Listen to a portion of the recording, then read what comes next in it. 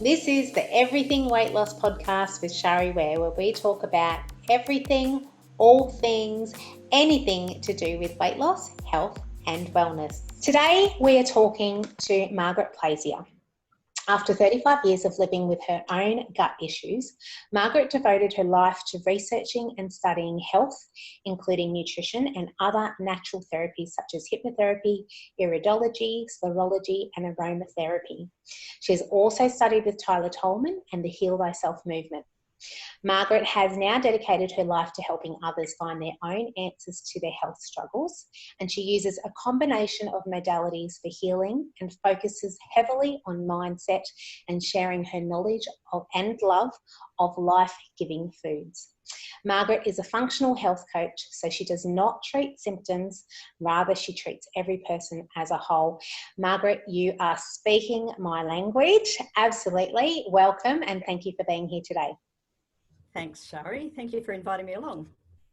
So my very first question is, if you were to have one, what would you say is your superpower? Okay, so I believe that my superpower is my ability to take people from a place of bloating, constipation, aching joints or skin conditions through a healing journey to a place where they feel full of energy, full of life, feeling fantastic, and they're symptom-free. Wow, that sounds pretty good to me, especially if you've got any of those conditions. So I know you, and I know that the reason why you do what you do is because of the journey that you went on yourself. So tell us what that journey was. Why do you do what you do? Okay, so I've lived actually a lifetime of gut-related problems. At the age of 16, I ended up in hospital as a result of my own gut health issues, but I still didn't think that it was a big deal. You know, I had problems, but they were not really big enough to cause me any real problems. So I'd lived all my life with it, so I didn't really think anything of it. But I suffered a lot of bloating, which I have to say at the time, I didn't actually realise it was bloating. I thought I was just overweight and that everybody that was overweight felt that way. So I'd been like constipated my whole life. Sorry, I talk a lot about poo. No, Sorry that's about okay. that. I'm guessing that you thought that was normal. I did, yeah. So I'd never really known anything else. So 17 years ago, I actually got diarrhea and I was like, there's got to be something wrong here because that's not what I do, you know. So you went from one extreme to the other. I did, yeah. And I spent 8 months actually with chronic explosive diarrhea, with doctors telling me to just keep taking Imodium, it'll stop the diarrhea. And, you know, nobody could actually find what was wrong with me to help me. Eventually, I was diagnosed as celiac, so gluten-free, and of course I had to go on to a really strict gluten-free diet. And I still, you know, I've been following the gluten-free diet for 17 years now, very strictly, but still, if I just have a little bit of gluten, I get really, really sick. So, you know, things don't change that much when you've got that condition. Yeah.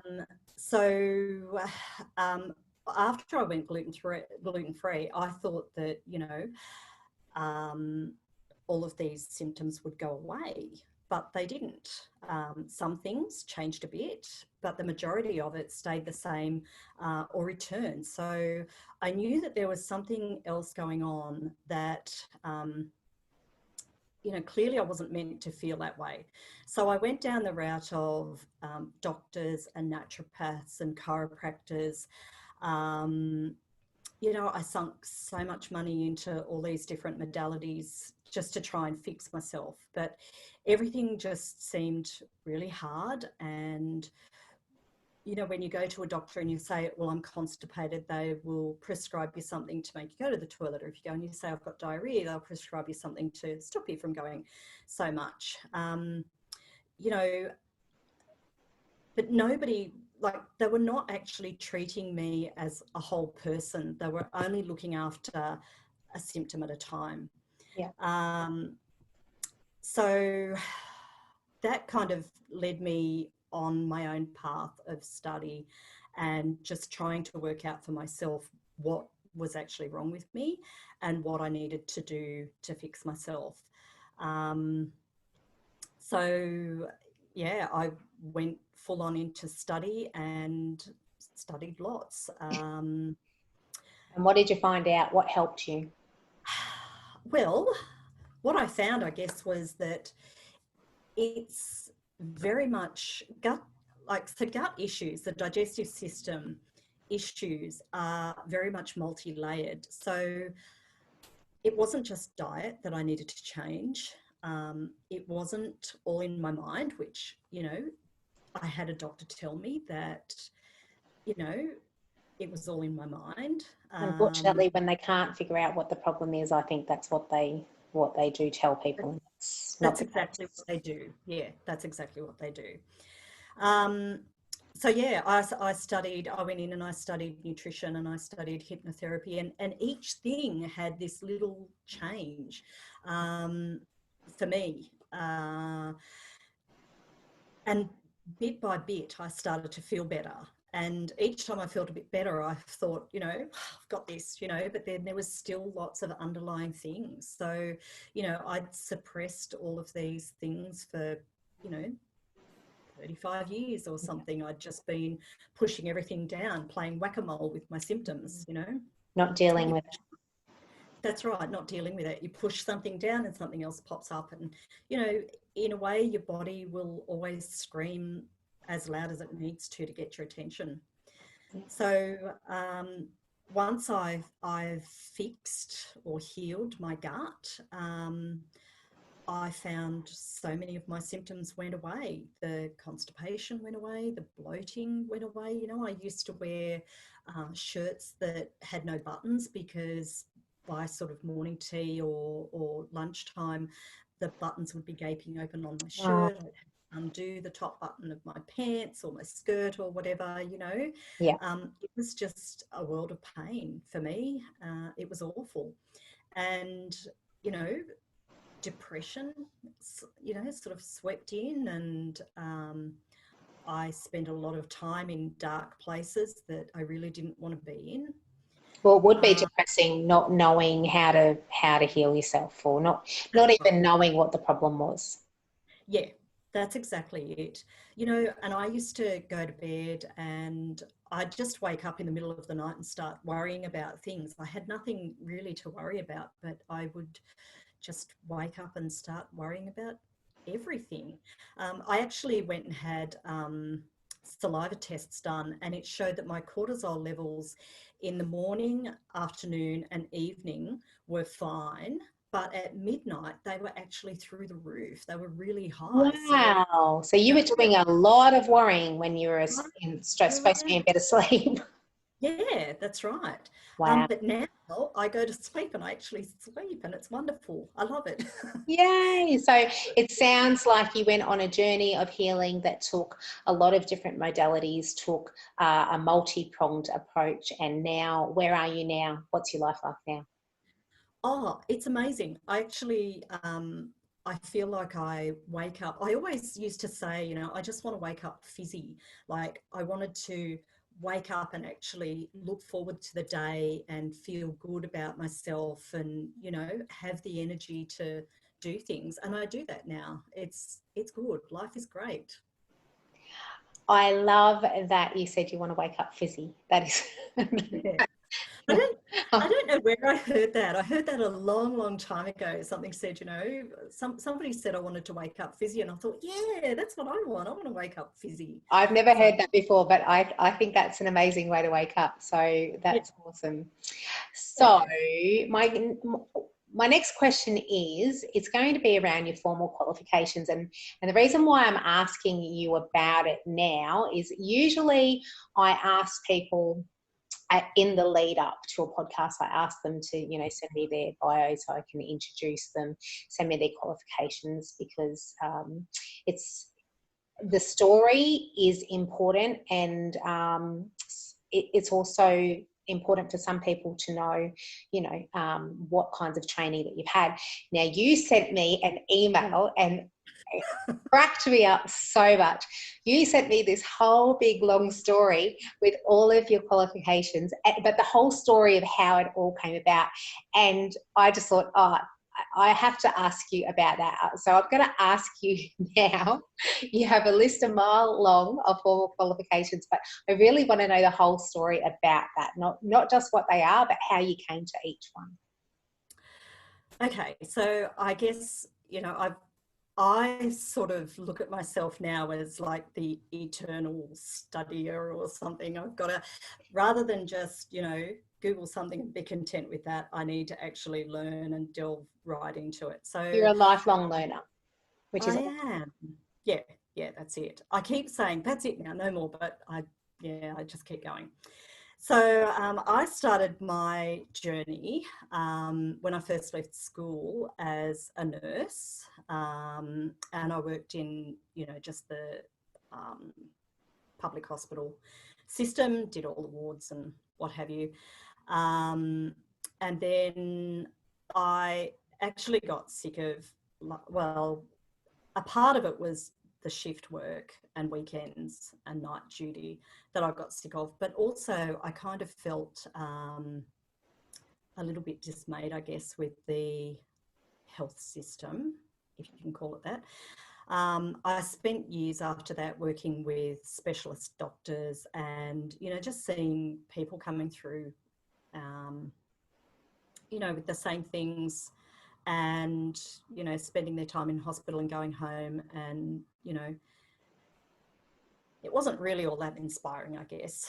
But anyway. So it wasn't only your own journey, your own health journey, but also the patients that you saw coming through. Yeah, that's right. On the journey. Yeah. So I guess I didn't really gel with that all that much. I liked the knowledge that I got. I learned all about anatomy and physiology and, how the body works and all that sort of thing. But yeah, I guess it wasn't really my thing. So I left that and I just got an office job and, did that for a while I was studying other things. So I started off, after that, I studied remedial massage and aromatherapy because I thought that would be nice to do, and it was. But then I went on and I started on studying naturopathy. So I did homeopathy and I did nutrition, bark flowers, just some nice reflexology and that sort of thing. Wow. Nice. I'm not even finished yet. Probably not even halfway through. Yeah, that's it. So then I went on and I studied beauty therapy because I wanted an understanding of the skin and, deep dive into that sort of world and understand, the function of the largest organ of the body, if you like. The skin, Yeah. And then what did I do next? I went on to study nutrition as it relates to weight loss, because a part of me kept saying I'm overweight, and I'd go on a diet and I'd be told that, well, you just need to swap this English muffin or this piece of mountain bread for a piece of gluten-free bread. And, it didn't work. It really didn't work for me. So weight loss was a chore for me. Yeah. So I did that. And then most recently I have studied with Tyler Tolman and the Heal Thyself movement. So that's like a deep dive into the whole body through the eyes. So learning iridology and sclerology and learning how you can see what's going on in the body through the eyes. I'm taking that a step further now, and I'm studying with Tony Miller and the integrated iridology course. So getting even more knowledge around the eyes. So Wow. it's fascinating. I love what you can see in the eyes. And I think that's it. Or I think you might have, because I know that you've said that you use hypnotherapy as well. Oh, of course, yeah, hypnotherapy, yes. So that had, sorry. Got excited. It is exciting. I got really excited then, and I nearly knocked my laptop over and the water and everything. Yes, so when I went along to Hypnosis Weekend, and the change that made in me was phenomenal. So I had to go on and learn more about that. That fascinated me because I had, being celiac and going out with friends for lunch and then having to say, oh, is that gluten free? And, can you do that? And, Yeah. I'd end up with a boring salad with no dressing and, Thank goodness they're getting better these days. It is, yeah, it's getting a lot better. But I had this real FOMO happening, this real, it was almost like a bit of anger because, well, why can't I just go and order anything off the menu? And I'd be like everybody else. Yeah. And, like I still had the bloating and I still had the constipation and I still had everything. And yet I couldn't eat what I wanted to. And the hypnosis actually helped me to bridge that little gap. So I didn't feel that way. It kind of made my subconscious sort of be in line with my lifestyle, I guess. Yeah. Yeah. So, yeah. Get you on board a bit more with your lifestyle. Would you say that's Yeah, that's right. So master hypnotherapy, master NLP practitioner. So yeah, thank you for pointing that one out. I'd forgotten about that. Well, I'm a fellow hypnotherapist, so I my ears always prick up, especially when I'm speaking to another hypnotherapist. Okay, so amazing journey. I know that you from the work that we've done previously, from what I know about you, that you're really passionate about helping your clients, and I can absolutely see why. So I'm going to ask you now, what are the biggest mistakes that people make when it comes to the health and wellness? And what are the biggest mistakes they make? 1, 2, or 3? What do you feel in your experience are the biggest mistakes? Okay, so I think that people are getting really diligent around searching for answers on the internet. There's an awful lot of information on the internet that can help you to work out what you need to do and what things might help you. But I think that the biggest mistake that people are making when it comes to their health and wellness is not understanding that in order to make real and lasting changes, you need like a container to hold the information. So what I mean by that is that people are trying to remove gluten from their diet. They try and remove dairy from their diet. They try quick fix supplement type products. There's pills for everything. Yes. And it's hard. And then when they're not finding enough of a change, the return for their efforts not great enough to warrant either a longer change or a permanent change, then they just go and they put all those foods back in and they continue to suffer.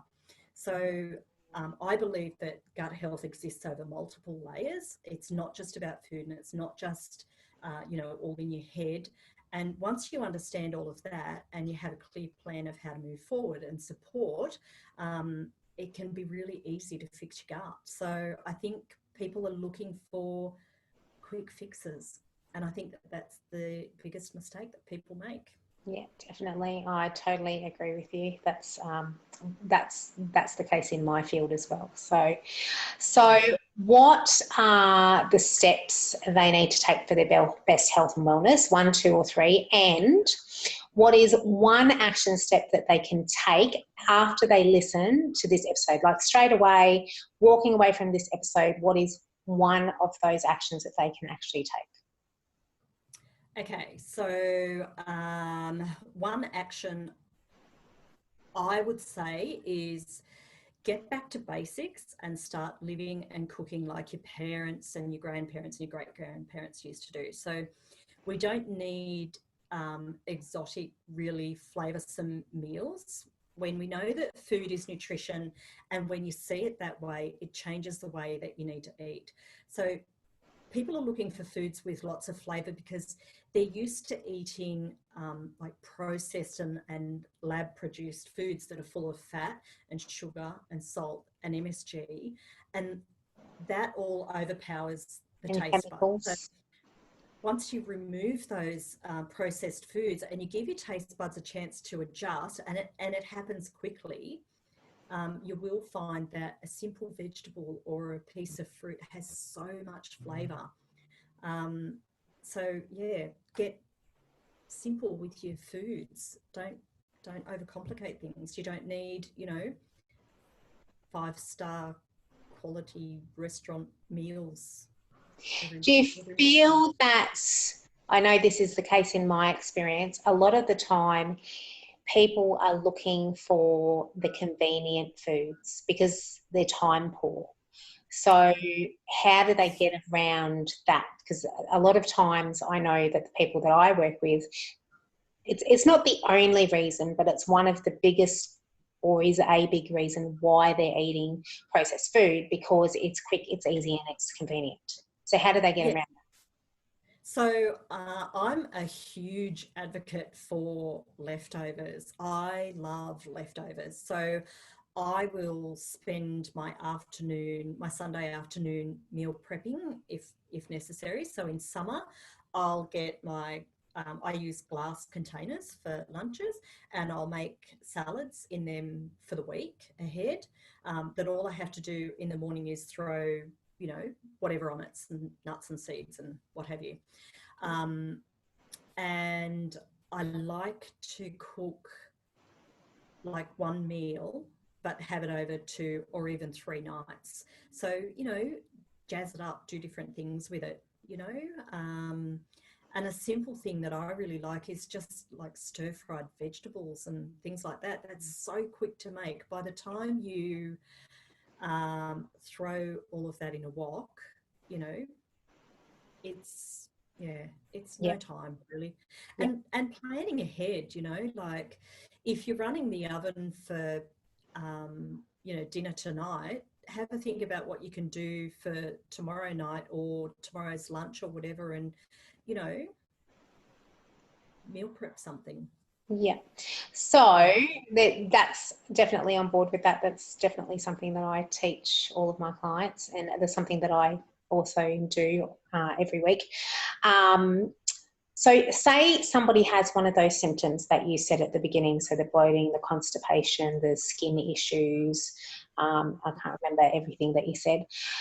Say if they've had that problem for a lot of years, they haven't been able to find what the cause of it is or been able to fix it, what would be a step that they could take towards finding an answer or finding a solution?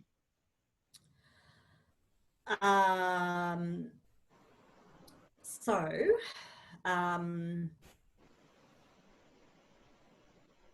I think like a big thing that I get my clients to do is to keep like a food journal for a week or whatever, and write down everything that they're eating.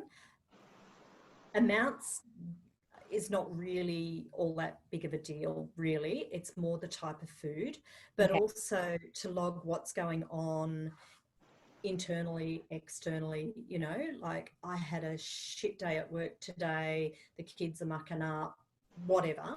Yeah. It was raining for the 3rd day straight. Whatever's going on, write down what you're feeling, how you feel, what you're eating, and more importantly, what symptoms you're having, Yeah. everything that you feel. Yeah. And you can quite often marry these things up. But a big, I think that a big part of a lot of digestive issues is processed foods, colours, numbers, flavours, preservatives, So So would you suggest as an action step, if they're experiencing those symptoms, that one of their first steps could be to reduce processed foods? Absolutely, yeah. And So, yeah. So the thing that I say is, if you want something that's processed, have a look at the ingredient list. And if you can honestly say, if I could be bothered making it, I have all of those ingredients at home in my cupboard, and then that's a good choice.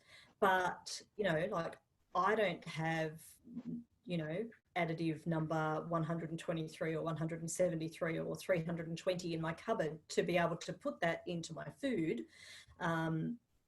So, put those things back. I also look, if I turn something over and it's got a long list of ingredients, I'll go, too many, unless it's all like spices and natural things. But, MSG is in everything, lots of salt, lots of sugar in everything, just to make things taste good and to look good. Like they add colours to things just to make them look good. But those colours can have, dreadful effects on the gut. Yeah, depending, and I guess it depends on the person too. Different people will experience different effects, won't they? Yeah, absolutely. So if somebody's listening to this episode, what's the one thing that you want them to know? If they walk away from this, what's the one thing that you want them to know after walking away from listening to this?